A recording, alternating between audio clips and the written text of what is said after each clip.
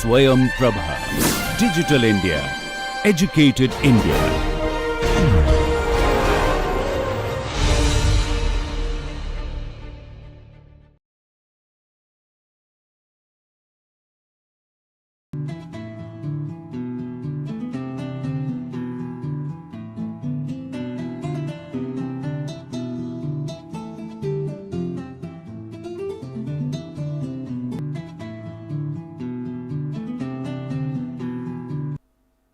Hi friends, welcome back to this course on employment communication, and today we are in the most crucial point in the course. Today we are going to start our discussion on group discussions. So, employment communication, the course as such, consists of three parts apart from introduction. We have CV writing, which we completed recently, then we have group discussions or GDs, and then we have personal interviews and lot of lab sessions in between. So, today we are in part number 2 of the course, that is group discussions. Lecture 24 is here presented to you, fundamentals of group discussions, or in short as they are called GDs. So, the concepts covered in this presentation will be first of all a definition, and maybe I will speak for a short time on the mode in which group discussion is conducted. Number 2 is qualities which are looked for in GDs through this process or procedure as such. Number 3, what are the strategies you should adopt in GDs to be successful, and lastly is what should be your body language.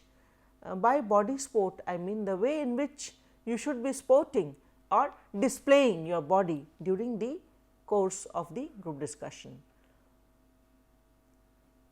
So, at the outset I like you to see this video.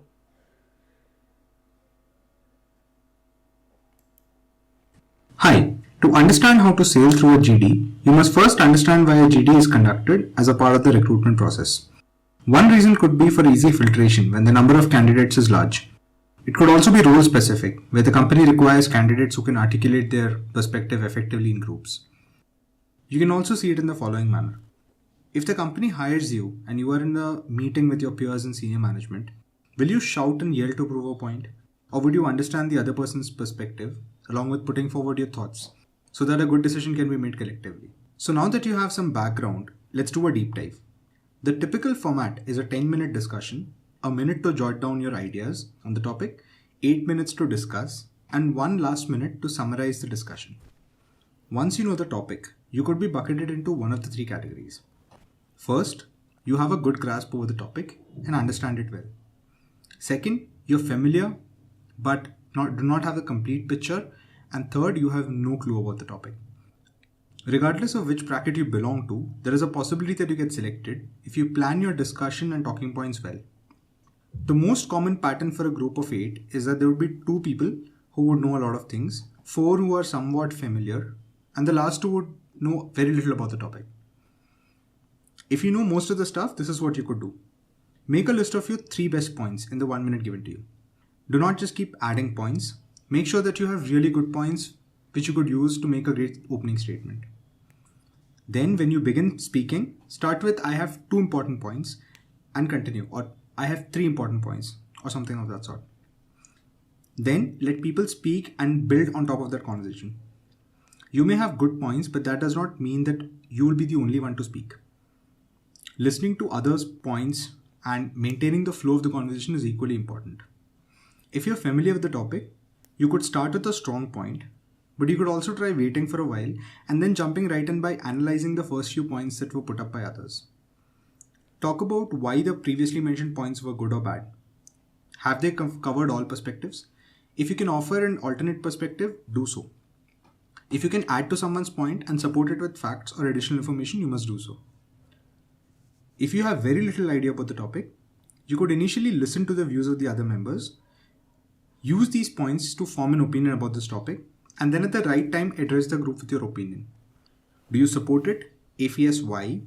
Which point was the one that you liked that one of the members put up? If so, why? Another thing that you could do is ask for a vote by show of hands. Inquire how many people support the statement, if this is a yes/no sort of statement, and raise your hand too, so that this will prompt others to do the same. When it comes to the point where you have to summarize, I've always felt that it is best to let someone summarize who has interacted the least in the discussion. Again, this may be based on the situation, but if you can summarize it better, do give it a shot. And start by saying something like, I would like to summarize. Do not just talk about your viewpoint. If there was a vote, tell the group where the discussion started and what is the present situation. Have some people changed their view? Why do you think this happened? Talk about both sides if it is a for and against issue. If not, say something about what everyone else talked about. Talk about the good points that were put up by others. But to do this, you'll have to remember what the others spoke about. You may take notes on a piece of paper, or if you really find something interesting or insightful that someone else spoke about, talk about it during the summary. If someone else has already summarized, and if you have something to add to it that was missed out, you must do so. But repeating the same thing could be a bad idea. If you do that, everyone else will also want to do it, and this will create a lot of commotion in the last minute. But yes, all these are just some points based on a few experiences I've had in group discussions. There are no fixed rules per se. Most of what you need to do is respond to the situation and act wisely. When people sometimes refer to the luck factor in placements, perhaps this is what they refer to. Now let's move to the section that I really hate to tell you about. These are some general points that most people follow during conversations. I'm just putting them here for a sense of completeness. First, make eye contact when you talk and use limited moments to complement other people's thoughts and your thoughts. Make it easier for the group to understand your point. Share a short personal experience if it is relevant and if you have something on your mind. Do not cut someone's points. Synthesize the other person's thoughts. And lastly, don't dominate negatively. You can influence strongly, but it should not come across as bullying or rude behavior. So that's most of what I had in mind regarding GDs. If you have anything specific, do comment below. Also, since YouTube is one of these interaction mediums where it's one-to-many, you would have to like, subscribe or comment to let me know if you find this video useful. If you prefer, you can also drop me an email, but do let me know what you think. Thank you. So, having had a brief introduction and description into the group discussion strategies and techniques, now we are in the position to move forward. So, first of all, a brief definition of the group discussion, and it's a discussion which is organized to gauge, to understand, to evaluate, to judge the mettle of a group. By mettle, the quality, the caliber. The quality, the caliber of a group of applicants, candidates, desirous of gaining employment. So, the group discussion is a discussion held to gauge or judge the mettle of a group prior to their entry into any organization. The communication skills of each one of them is tested vis-a-vis the other, equally, academically and competent candidates. Let us explain the last part of the definition once again. Equally, that is more or less the same age. So, if it is BTech plus 1 year, the age would normally be 20 plus 1. So, more or less the candidates would be 2021, 2022 year age group. Academically, if the organization wants entrants or applicants who would be BTech plus 2 years or MTech plus 2 years of experience, more or less all the group discussants, all the group participants would be MTech plus 2 or 2.5 years of experience. Then we think about competent. Competency relate to work experience alone by itself. In this case, what we imply in this definition is that the students or the candidates who are participating in the GD would be having similar number of years of experience. If it is specified at later stages in career that you have to have 5 years to 7 years of experience, the range would be 5 to 7 years of experience, which is the competency level of the candidate. So, let us look through 5 slides on why the organization or the recruiter is holding a GD and what are the qualities which he or she is searching for, looking for or analyzing the candidates for, and the first one of these is leadership quality. As I have been saying again and again, everybody wants a leader, nobody wants a loser. All wants people with the best of the qualities in them. So, this is a highly impossible situation that a company will have all leaders peopling it, because then where will the losers go, or where will the mediocre students go, is not it? The question would be that.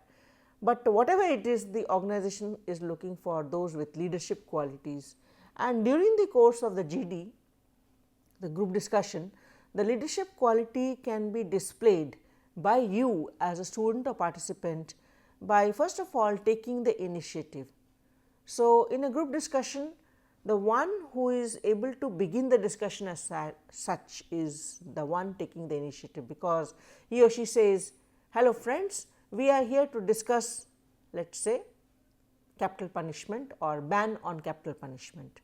So, there should be someone in the group of 7 or 8 who is the one who takes the initiative, and that is the catch. That is the place where the leadership quality is first of all displayed.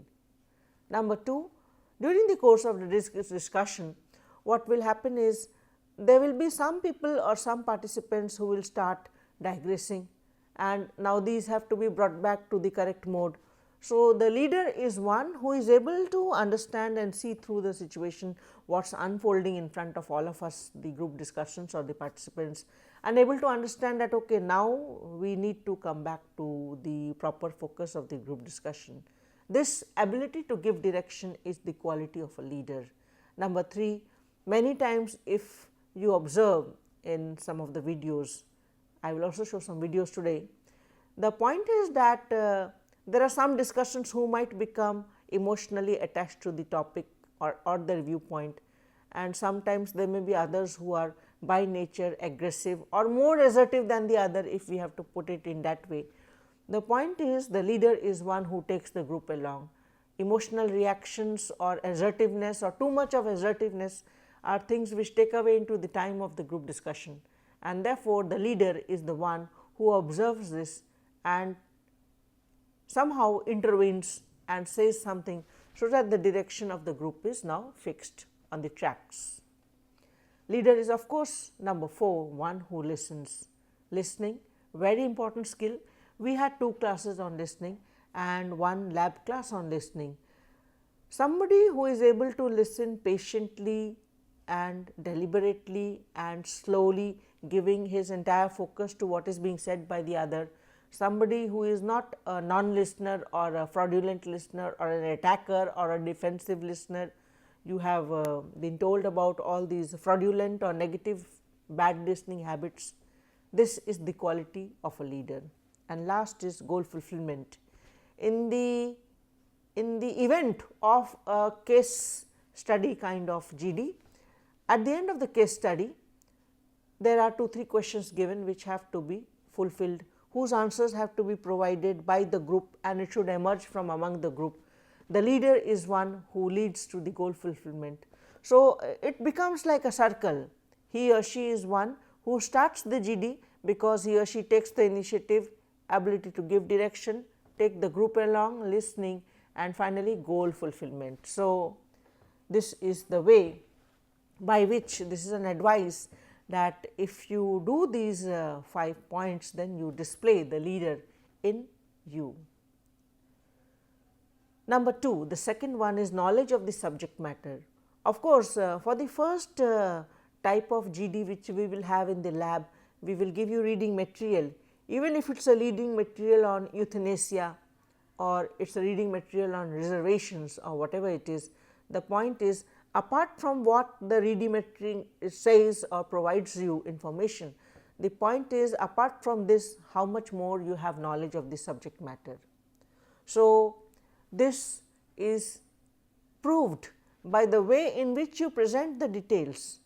In the case of a case interview or a case GD, the point is that there are some fine details hidden in within the matter, black upon white in the case sheet, and if you can present those details, if you can bring out those details, bring the matter out of the information or the data and present it, then it is proved that you have knowledge of the subject matter. Number 2 is when you are presenting initially, maybe let us say in a circular or oval or C-shaped type of GD, every candidate gets 2 minutes or maybe 1 minute to give his presentation or his viewpoint or opinions on the issue under discussion. And in this, what we have to say is that there should be, first of all, no language mistakes at all, and secondly, it should be error free in all senses of the term. In the event of a case GD, you should not make any errors, because that case sheet or case GD has been provided you by the recruiter, and they know, they will understand that you are making an error if you make an error. So, the advice is presentation of details and error free presentations. This display your knowledge of the subject matter under discussion. For the third one is the quality which is very important, analytical ability.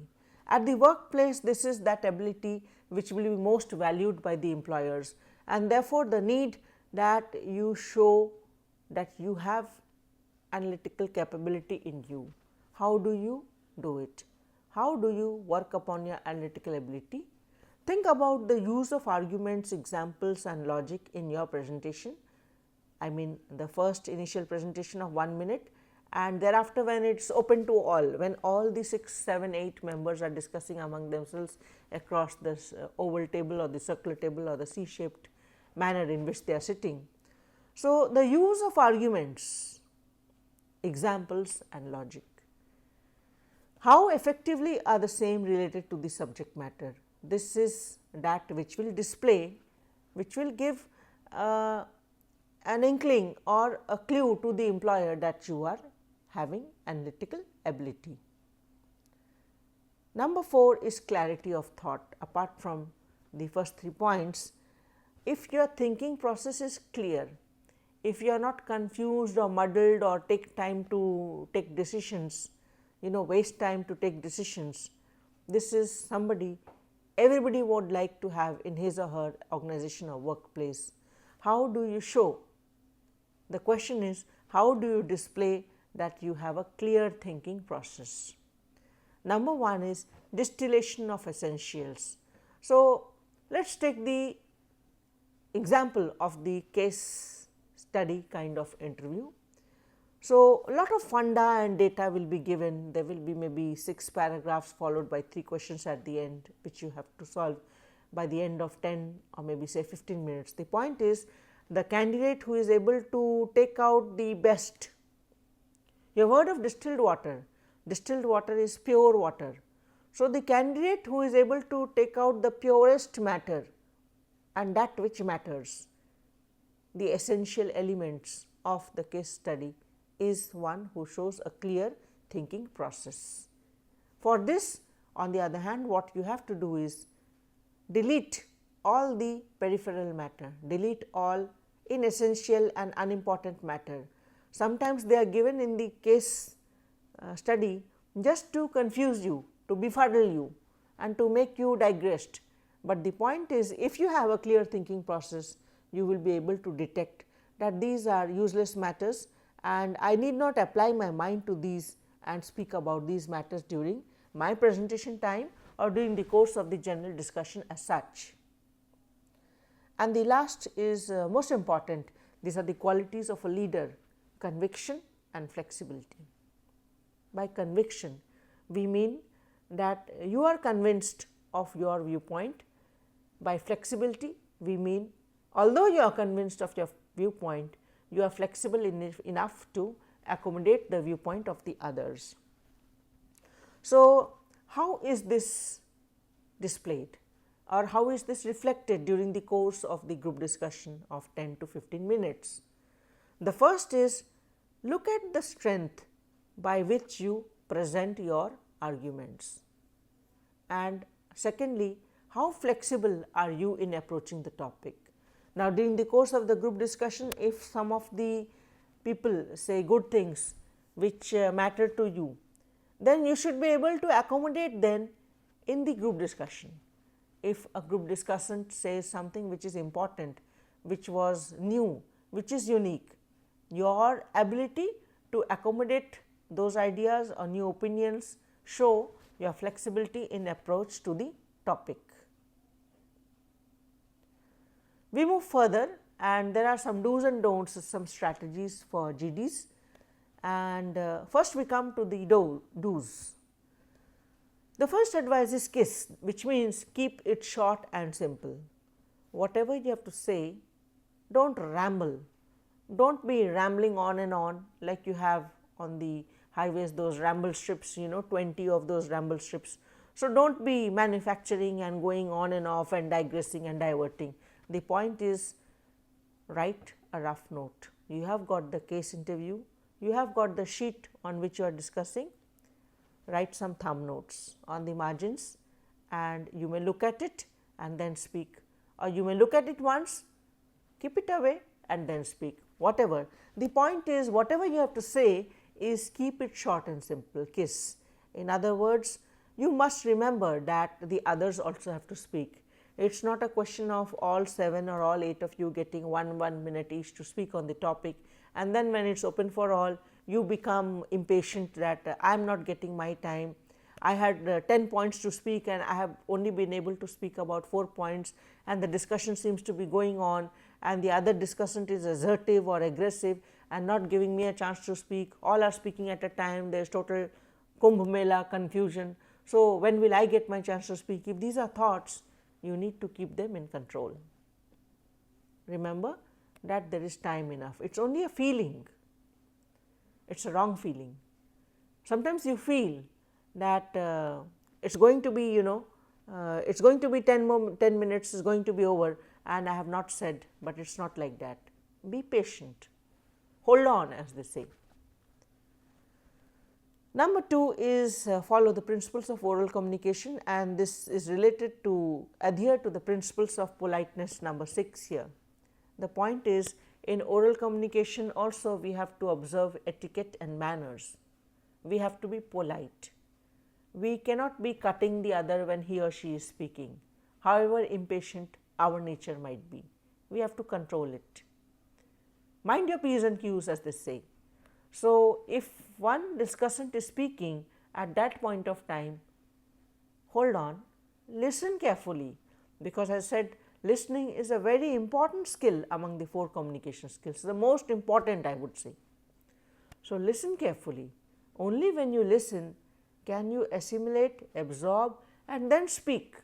It can be your jumping board.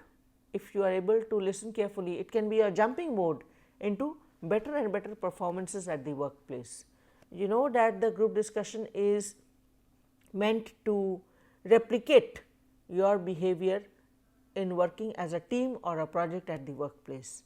The very purpose of a group discussion is to understand how will this candidate behave when he becomes part of our organization. So, this you must remember and follow the principles of oral communication, and number 6, you must observe or stick to the principles of politeness. Mind your P's and Q's. Number 3 is to make even contributions. So, apart from the point that in the normal or the simpler form of group discussion, the first type of group discussion, you have people who in fact they are asked initially to speak 1 minute and then it is open for all. So, all must be able to speak, and the leader in this instance displays his or her leadership quality also in point number 3 by observing or understanding that okay, we have this candidate here, this friend here who is not speaking, and let us ask him, please friend, can you just let us know what is your view on the issue. 4. What observation or what we observe is that sometimes during the group discussion there are gaps, there are pauses, there are periods of silence. Now, what could be done in this instance is that somebody who is aware that okay, now suddenly all of a sudden all have become quiet, this person could conclude that friends, till now we have discussed 1, 2, 3, 4, 5. So, conclude periodically. 5th, the 5th point is deliberate, that is think carefully, as they say look before you leap. So, I would say think before you speak. So, deliberate, think carefully and be slow. There is no need to be like a roller coaster when you are giving your points, when you are delivering your points.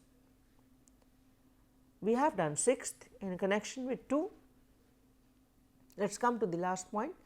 Substantiate your point with examples and not the other way around. That is, if you make a point, support it with an example. Do not give the example first and then give the point.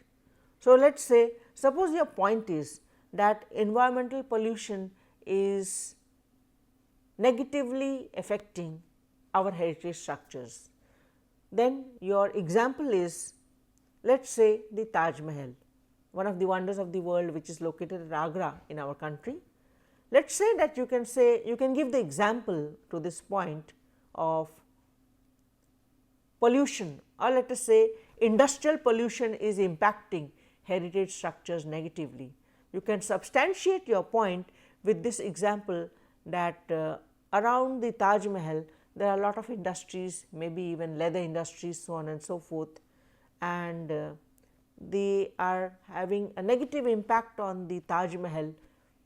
The archaeologists or the restorers or the historians or the visitors have noticed yellowing of the marble used to make the Taj Mahal. So, we move further. What are the don'ts for GDs? The first is to speak loudly. Remember that if you increase your volume, it reduces by half the impact of what you are saying. Loud volume will not make you be heard. So, there is no need to speak loudly. All are able to listen because all are sitting in close proximity to each other in a group discussion room which has a circular table or a C-shaped empty space or oval shaped structure.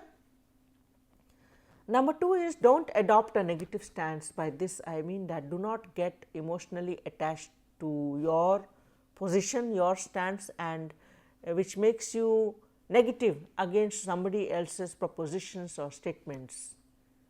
Remember that this is just a role playing, this is just a activity, a role play of 10 to 15 minutes, and I must do my best. I must not show the negative side of my character, which is attachment to my points or emotional attachment or emotional reactiveness. Number 3 is do not give a casual look.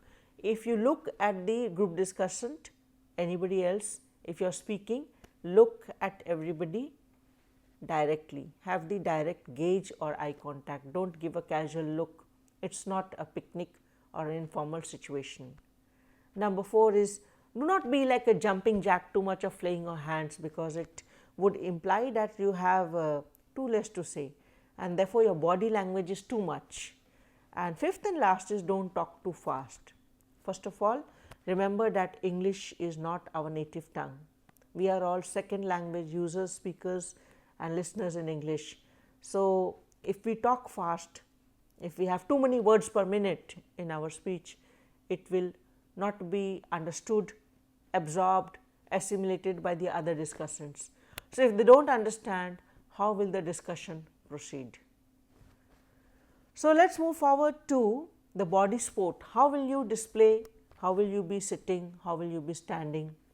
And in this small line chart, I have on the right hand side the significance of what position or what posture you should adopt during the GD. So, let me tell you with a word of caution that these are just advisory, you do not have to stick to it, and these are not the result of research has been proved it so and so. This is just for your understanding and for your information and knowledge. The first is push your body to the back of the chair. Push your body to the back of the chair in case you are sitting on chairs, because it keeps you alert, and be comfortable. Do not be uncomfortably seated on your chair. It makes you comfortable if you push your body to the back of the chair instead of leaning forward. Number 2 is to keep your hands on your lap, right atop the left, right atop the left, which indicates that you are a logical person. This is just in consonance with one research finding which says that the right side of the brain has to do with logic or philosophy and the left side of the brain has to do with artistic tendencies of an individual. But again, I would say that there are people who are left handed, and so for them the normal tendency would to put the left atop the right. So, again as I say, this is a word of caution. Number 2 is an advice. It is up to you to adopt it or to reject it. Number 3 is keep your legs stationed on the ground. Do not be dangling or moving or just waving your heads legs, because you remember that you are under CCTV observation. On the other side of the glass are the recruiters, the people who are representing the organization, and they can see you. For you it appears to be a glass window, but they can see you from there, or there might be a CCTV and they may be watching you live in some other room or station.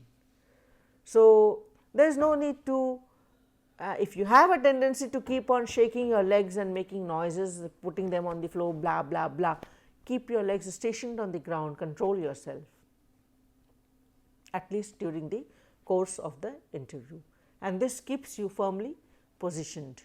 On the second part here, which is right and left intertwined beneath the chair, I have no comments, it is up to you.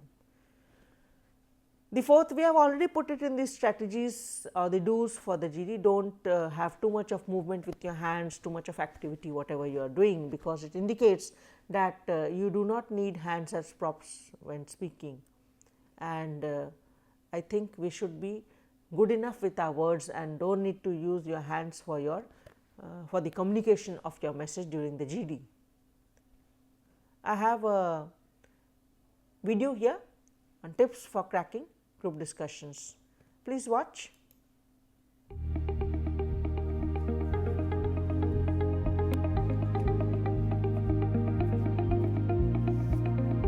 Hello everyone. This particular video is for group discussion, and broadly we will try to break it into 4 parts. First of which being what is a group discussion and the purpose that it meets. Second, the types of group discussions. Third, the assessment parameters, and fourth, do's and don'ts for a group discussion. Group discussion a lot of times is a selection criteria as far as, or rather a round for selection in organizations as well as for colleges for selection of candidates after the first round of screening has happened, which is most probably an aptitude test. In a group discussion, they generally have 8 to 12 people sitting either in a C shape or a U shape or a round arrangement, and they are given a topic to discuss. A lot of times certain qualitative things like how do they conduct themselves in a group, team skills, how do they ideate on a particular topic, and how do they arrive at a larger motive of reaching a conclusion or trying to converge on a particular point as a team is concerned is what is evaluated. Broadly, group discussions are in 4 different categories, first of which is fact based GDs, second are evergreen topics, third is case studies, or fourth is abstract topics. Let me give you certain examples so that we both are on the same page on this particular aspect. First is fact based topics. Fact based topics more or less a lot of times are current awareness based topics. So things like, did the US commit a mistake by bringing Trump into power? Was Brexit more of an emotional decision in comparison to a practical decision by the Britain? Is demonetization a good idea badly implemented, or is demonetization a good step in the right direction? Social media and media, are they propaganda driven? Now these are the broad topics which a lot of times are where you will need a lot of facts to support whatever your stand is. The second kind of topics are the evergreen topics. Evergreen topics are those topics which have been more or less debated for close to 10-15 years now, or probably generations. Things like very lame topics like arranged marriage versus love marriage, or topics like should cricket be made the national sport of India, does hockey not get the required momentum as far as being the national sport of India, should India wage a war against Pakistan, do you ever think that India will beat China? Now these are all really broad topics who stayed with us for close to generations now and have been debated on multiple forums. The third kind of topics are the case based topics. Now, case based topics a lot of times are lightly crafted along marketing cases. So, a classic example could be what happened to the Cadbury's. So, there was a worm which was found close to a decade back. So, what if you are a product manager of Cadbury's, how will you get back the same credibility which has been lost? On the other hand, pesticides found in Coca-Cola or Pepsi, how will you try to regain that? Such kind of case studies which are marketing case studies, sometimes operational case studies, sometimes ethical dilemma based case studies. So, probably you are working in an organization, your boss is not supporting you, or if they will try to make a case around it and ask you for your solutions. So, that is case studies. The fourth kind is the abstract variety, a lot of times to check only the creativity of the candidate. So, really creative topics like X, or the topics like K, water is blue, life is a lemon, I want my money back. Such kind of topics who might not have a head or tail around it, but it is just that how do you envision yourself in such a topic, and how do you creatively think through that topic to as a group of 10 to 12 people arrive at the same page, is something which is being tested in abstract topics. Broadly, if I look at the parameters which are checked in all the four, just in varied proportions, could be the broad four categories. One is communication skills and body language, second is team skills, third is awareness or understanding of the content of that particular topic, and fourth is problem solving ability or creativity. Now, if it is a case study, problem solving ability could be given greater marks. A lot of times these four parameters, when I talk to the moderators who conduct GDs, they have tried to put this into four different weightages: 35, 25, 25 and 15. Just that these four weightages change across these parameters depending on the topic which has been given. So, if there is a topic on demonetization, or if it is about Trump, or if it is about current awareness, undoubtedly awareness or content gets 35 marks. On the other hand, if it is a abstract topic which is something like an X or a K or 1 plus 1 is equal to 11 or things like that, here creativity and thought process is given 35 marks, something like that. So, 35, 25, 25, 15 is a very standard breakup on these four parameters, just that it varies on the basis of the topic which has been given to the participants of the GD. About the larger do's and don'ts of a GD, a lot of times for us to develop a content, we need to prepare a lot, which means which will call for a lot of reading. Now, those broad topics like can India ever beat China, or things like is corruption the biggest problem that is troubling India today, what is the biggest thing that holds back India from being a developed economy in the next 10 years. Now, these are so broad topics that you need to have a very structured approach towards it. A lot of times we call these things as thought generators. Thought generators come in the form of a PESTEL and CHM. When I say PESTEL and CHM, it is political, economic, social, technological, environment, legal. CHM is culture, humor and media. So, this is one way of looking at about the same topic.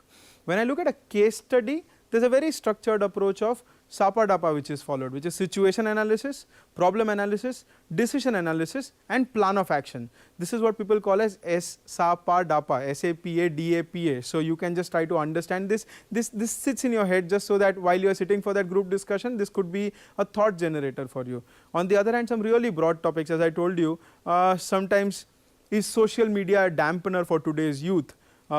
Social media is a complete propaganda. Now, once such kind of questions are asked, you can even try to follow the why, what, where, how, when approach, which is called W5H approach, wherein you try to question why did this topic come into the place, and where do I want to take this particular topic to, and why today. So, demonetization is today, hence the problem is today, and it could just be about any particular topic. W5H gives you a lot of perspective about the same topic depending on current awareness. So, this also constitutes the awareness plus content, which is 35 marks in such kind of discussions.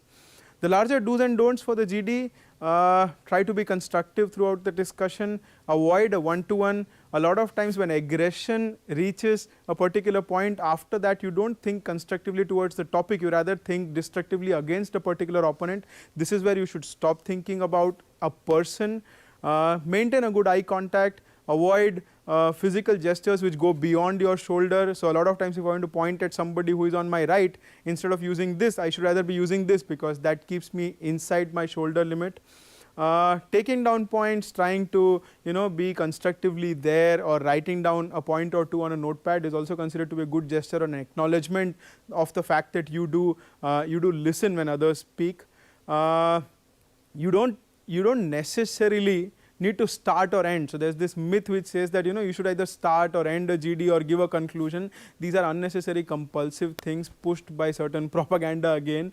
Very frankly, if you have a take on it, have a take on it. If you don't, you don't have a take on it. Don't try to push a particular take, because that doesn't come out constructive enough. Your larger thought process is to have a cohesion of thoughts, bring your team together, reach a particular consensus if possible, acknowledge the fact that there are people who might have alternative opinions, try to include them in the larger scheme of things. And a lot of times there are some people who maintain a very neutral ground to certain topics. Things like, if I say, can India ever beat China, they will say, as far as sports is concerned, we cannot beat. As far as industry is concerned, we cannot beat. As far as culture and freedom of press is concerned, we can beat. Now, if the same person tries to beat around the bush or give you both sides of the coin, a lot of times it is not taken positively, because that also means that you don't have a stand for yourself. Even if you acknowledge the other points, always hold on to a particular stand, take a stand.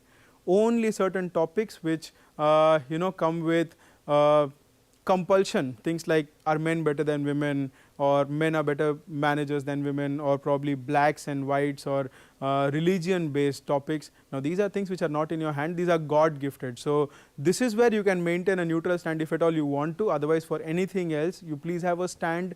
Try to push for your stand a little bit more and accommodate the other guys, rather than having a very strong opinion in a single direction. That's it as far as GDs are concerned. Read a lot, stay aware. Best of luck for your season and do well. Thank you. So I hope that in a sense this video has been useful to you, and if you wish, you can look at it further. I just wanted to acknowledge the book called Business Communication by Professor Asha Kaul, who teaches communication at IIM Ahmedabad. The presentation was totally based on her book and an extract from her book Business Communication, which I acknowledge here. And thank you for being with me. God bless you.